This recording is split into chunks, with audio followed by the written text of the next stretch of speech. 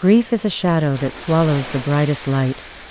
Devastated by the tragic loss of his beloved Izanami, Izanagi's heart was torn to pieces. Unable to accept her death, he made a perilous decision to venture deep beneath the earth, into Yomi, the gloomy land of the dead.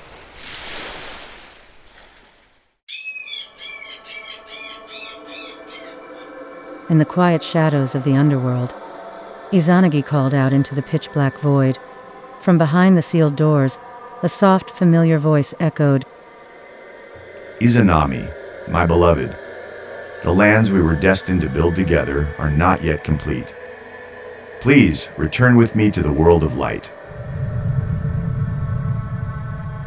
Oh, my dear Izanagi, you have come so far for me.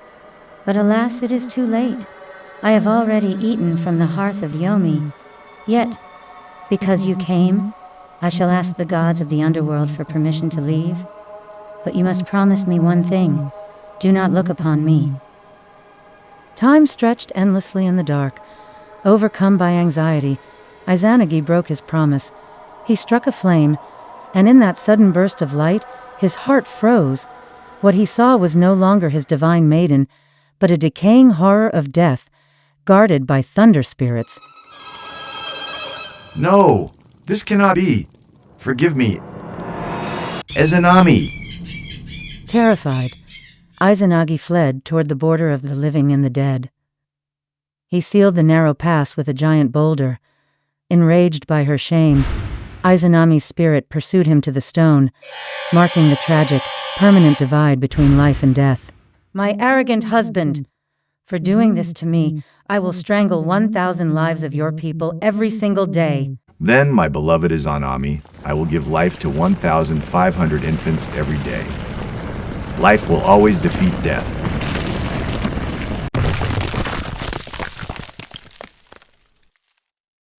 And so, the sacred vow was spoken. Life and death were forever bound in balance.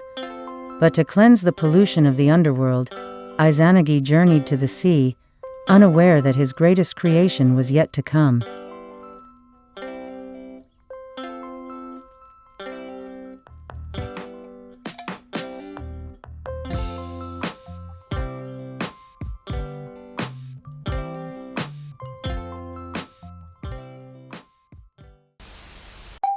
So, I want you to think about the absolute worst way you've ever, fumbled a relationship. Oh, we're starting off heavy today, huh? Hey, we've all made mistakes, right? You send the wrong text, maybe say something completely thoughtless in an argument. Right, the classic modern blunders. Exactly.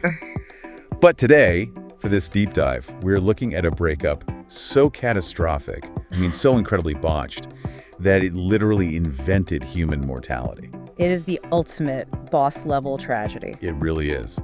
Welcome back, by the way. I hope you're settling in, maybe watching the city lights, getting that chill lo-fi vibe going, because we are opening up the Kojiki today. Yes, specifically the dark fantasy plot of episode 5 of this ancient Japanese mythology. Yeah, we're diving into the story of the creator god Izanagi, and this guy pulls off the ultimate romantic gesture.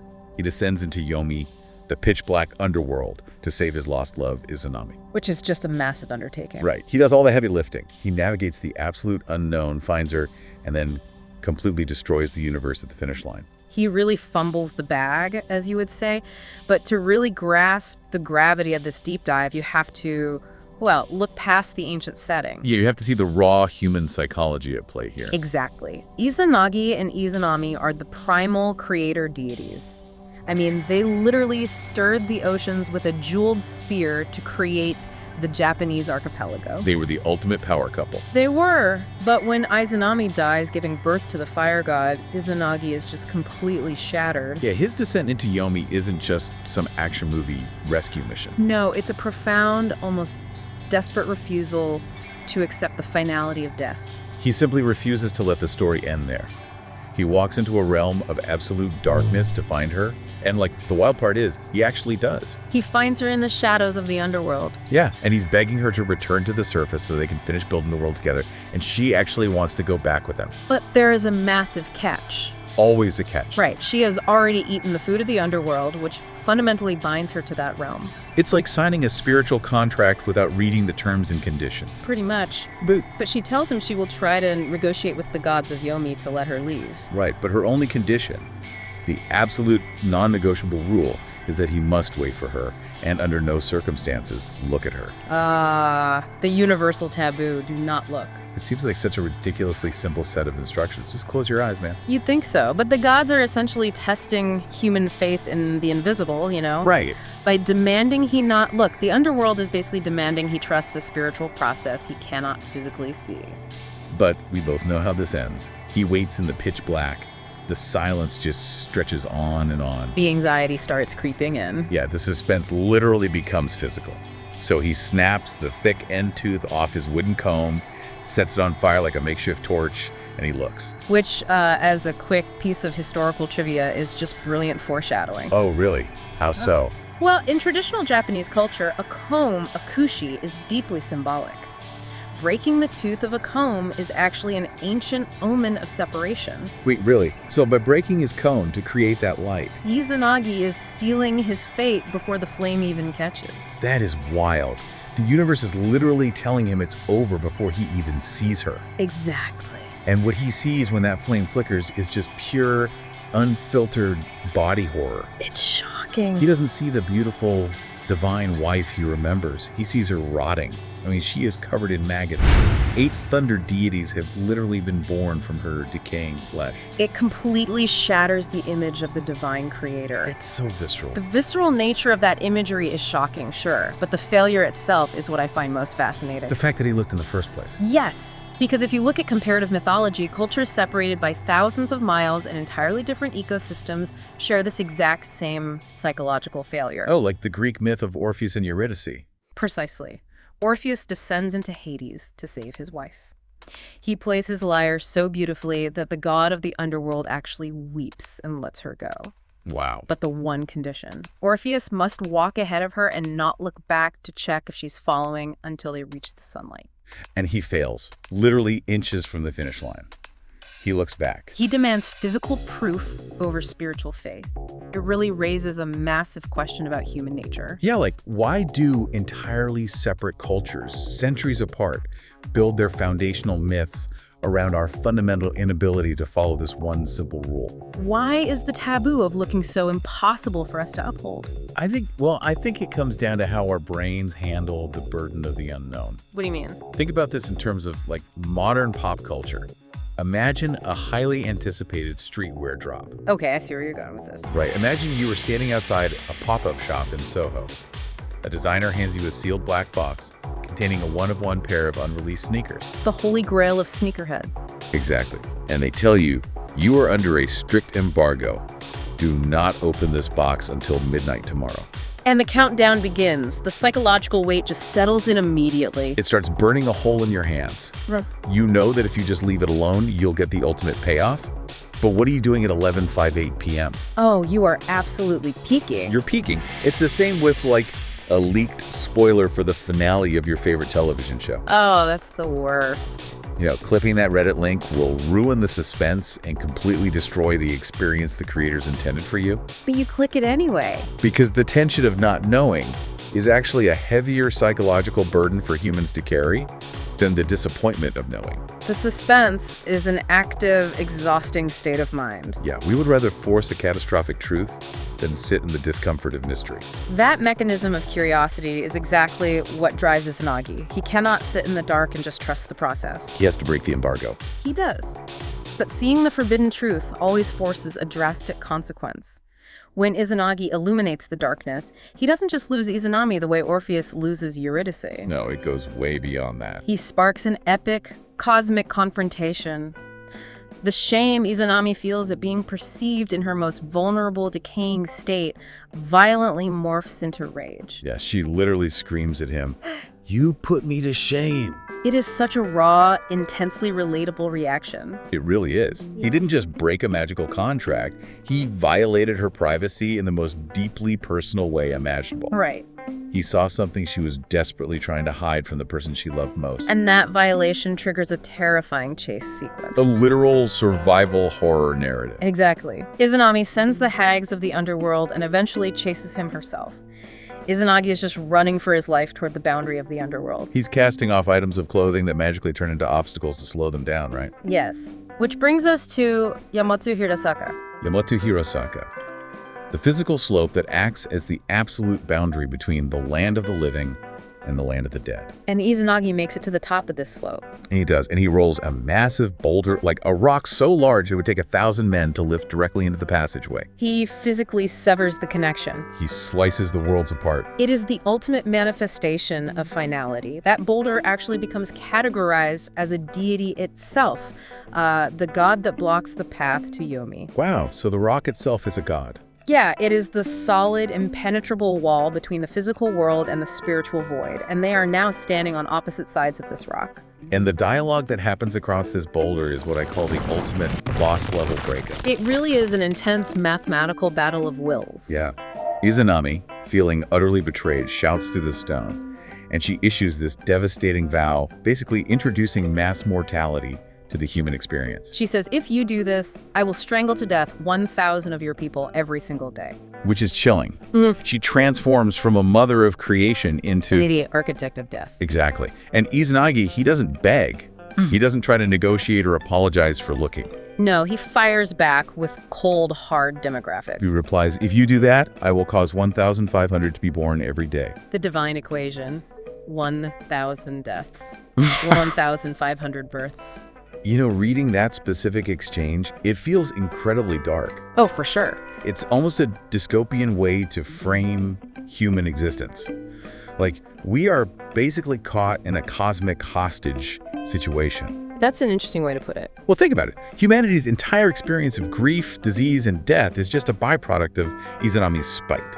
And our survival is just Izanagi trying to outpace her anger. Right. As an origin story, treating human lives as poker chips in a divine divorce just feels incredibly bleak. Viewed through a modern lens, it definitely feels like a grim cosmic wager. But put yourself in the mindset of an ancient civilization. They were dealing with crushing infant mortality rates, devastating famines, unpredictable natural disasters, and rampant disease. So death was just everywhere. For them, death wasn't a distant abstract concept. It was a daily, aggressive reality. When you contextualize it that way, this equation is actually a profoundly empowering origin story. Oh, I see. You mean because it guarantees survival? Exactly. It is a statement of ultimate demographic resilience. It's a literal formula showing that life will always outnumber and conquer destruction. So Izanagi isn't just spitefully creating lives to win an argument. No, he is establishing a divine mandate that the net gain of humanity will always be positive. Wow. Okay, that shifts things. Right. Even in the face of guaranteed, overwhelming daily destruction, life has a built-in surplus of 500. For an ancient culture terrified of extinction, that math provides immense psychological comfort. It is a guarantee that no matter how much the darkness takes, the light will aggressively overcompensate. That actually makes a lot of sense. It turns a tragedy into an engine for human perseverance. Beautifully said. But, you know, it leaves me stuck on Izanami's transformation. How so? Well, why does the underworld turn this benevolent creator goddess into a monster? Why did she decay in the first place? If we want to understand her rage, we have to understand what Yomi actually did to her. Yes, and this brings us to a massive cultural divergence in how we view the afterlife. It is absolutely crucial for decoding this myth. Okay, lay it on me. We have to define Yomi and the Shinto philosophy of death, because it is entirely different from the frameworks many of us automatically default to. Yeah, I mean, when a lot of people hear the word underworld, they project a Dante's Inferno aesthetic onto it. Fire, brimstone. Demons with pitchforks punishing the wicked for their earthly crimes. Right, the Western concept heavily relies on absolute evil or moral sin. In those frameworks, an agonizing underworld is a mechanism for justice. Like, if you are there, it is because your soul is corrupt. You morally deserve to be punished. Exactly. But in the Kojiki and in the broader Shinto worldview, Yomi is not a place of moral punishment. Death is not a sin. It is kegare. Yes, kegare, which translates to impurity or pollution. So Izanami wasn't being punished in some fiery hell. Not at all. She hadn't committed a sin or lived an evil life. She was simply polluted by the natural state of death. Wow. So her decay and the horrific monstrous forms surrounding her. They weren't reflections of her moral character. They were symptoms of physical and spiritual contamination. That completely shifts the entire narrative. She's not an evil demon queen plotting the downfall of humanity. She's just infected by her environment. Precisely. The decay, the maggots, the thunder gods, it's the biological reality of death manifesting as a spiritual pollutant. Shinto philosophy is heavily centered on the concept of musubi, the flowing, vibrant, life-giving energy of the universe. Life is movement. Exactly. Life is fresh water, growth, and circulation. Death is the exact opposite. Death is stagnation. So when energy stops flowing, It stagnates and becomes Kagare. It operates almost like a spiritual pathogen. If you touch a corpse, you are exposed to the pollution of death, not because the corpse is evil, but because its stagnant energy disrupts your flowing energy.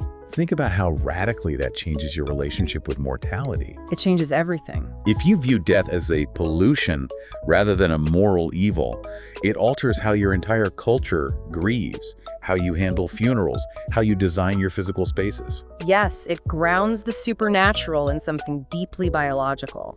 When Izanagi lit that comb and looked at her, he wasn't seeing her soul corrupted by sin. He was seeing her physical form being broken down by nature's recycling process. This is exactly why you see salt used for purification in Japanese culture, even today. Oh, like after funerals. Right. After returning from a funeral, people will sprinkle salt on themselves before entering their homes. To cleanse the Kagare. Exactly. Cleansing the Kagare of death so you don't bring that stagnant energy into the flowing energy of your living space. And understanding that biological reality explains Izanami's reaction perfectly. It really does. Imagine being seen in your most physically compromised, medically vulnerable state by the person you love most, after explicitly begging them to look away.